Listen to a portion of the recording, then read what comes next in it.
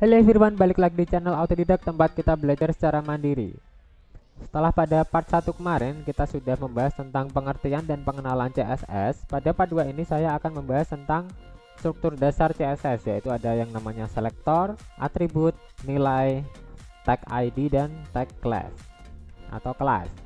Oke, ini adalah file HTML yang sudah saya buat tentang selayang padang perpustakaan USM. Ini adalah paragraf yang sudah saya tulis. Sebenarnya file-file ini bebas ya, bebas mau isi apa aja. Yang saya tekankan di sini adalah nanti penggunaan tag-tagnya.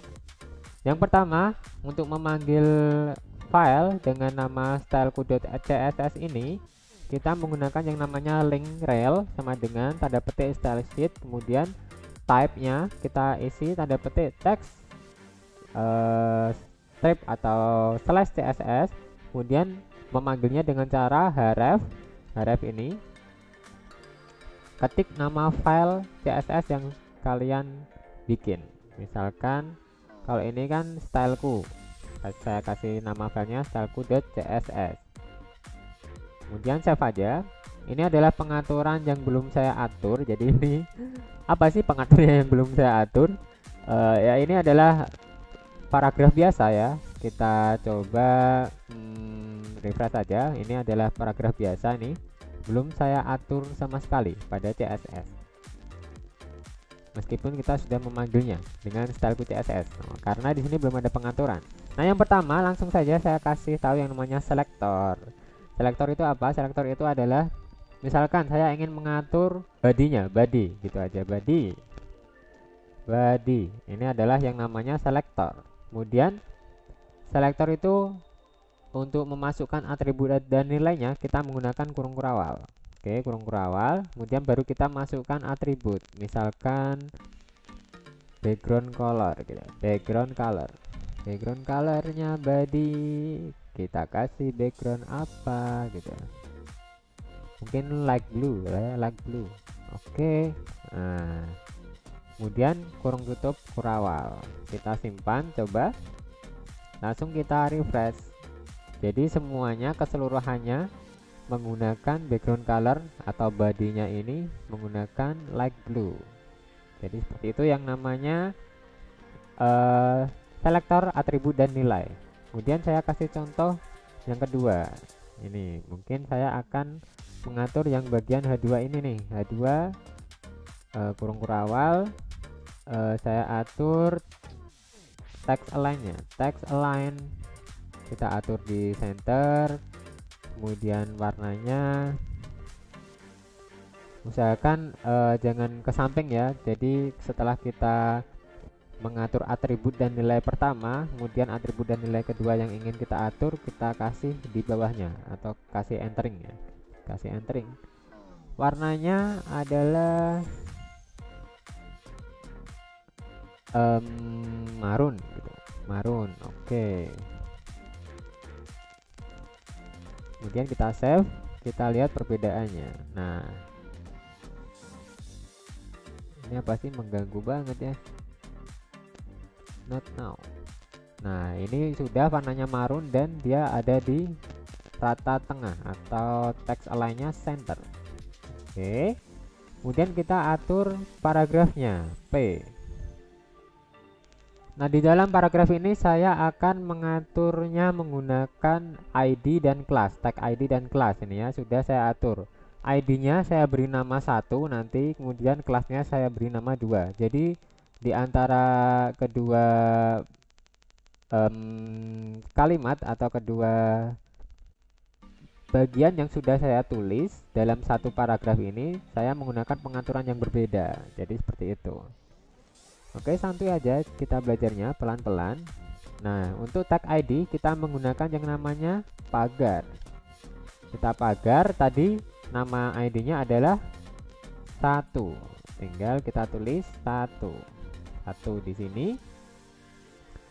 Kemudian kita atur pakai kurung kurawal. Kita atur.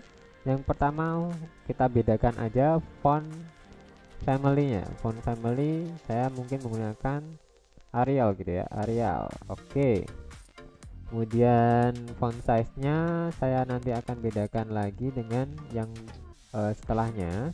Font size nya kita bisa langsung large, medium, small, X large, X small, atau kita bisa manual menggunakan PT atau PX. Mungkin saya coba untuk 16 PT. Oke. Terus text align, mungkin text align nya kiri ya, bisa di kiri, left. Oke. Kemudian colornya saya juga bedakan, nanti color kita pakai apa ya, pakai red, mungkin red, atau kita pakai yang kelihatan aja, yang kelihatan lime gitu, lime. Nice. Baru font weight ini kita bold ya, bold, jadi nanti hurufnya tebal. Oke, saya save, kemudian kita refresh. Wah, nggak kelihatan lagi ya ini ya, tulisannya. Mungkin ganti aja, ganti warnanya dengan warna tua.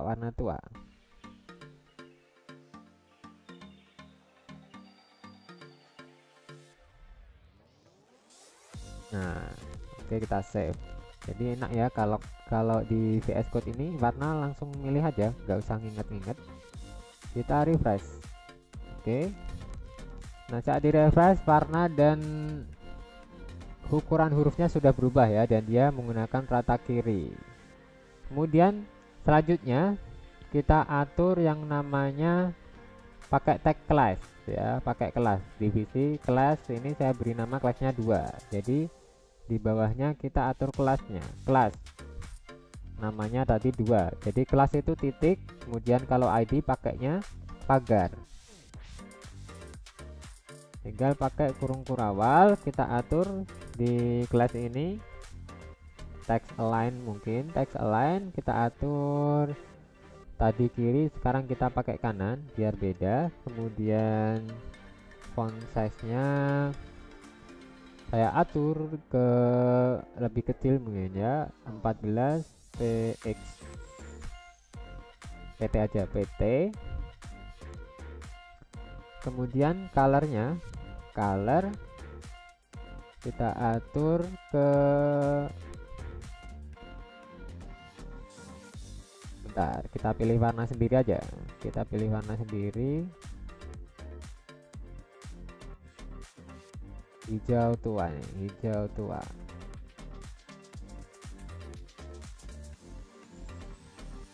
Nah, seperti itu. Kemudian kita kasih border style,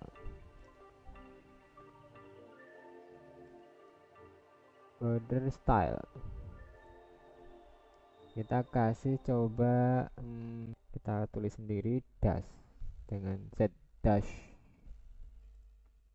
Oke, kemudian kita save, kita refresh. Nah, jadi dia ada bordernya dash itu adalah garis putus-putus dikelilingi border ini. Kemudian ukuran hurufnya adalah 14 rata kanan ya, jadi beda sama yang di atas, rata kanan, dan dia tidak bold atau tidak tebal. Kalau yang pertama tadi, yang ID tadi tebal, yang ini class. Nah, kelas ini fungsinya kita bisa memanggilnya, umpamanya kita bikin paragraf yang baru. Kemudian pengaturannya kita ingin samakan dengan pengaturan kelas ini. Tinggal kita panggil di paragraf yang baru nanti div class sama dengan tanda petik 2. Cuman kalau kita ingin di paragraf baru itu menggunakan pengaturan yang sama dengan yang kita atur pada ID, ya kita panggil div ID sama dengan 1. Jadi seperti itu ya cara menggunakan struktur dasar dari CSS. Oke, sekian dulu video kali ini, cukup singkat dan mudah dimengerti. Semoga bermanfaat, dan jangan lupa saksikan video-video saya yang lain di channel Autodidak, tempat belajar secara mandiri. Sampai jumpa dan goodbye.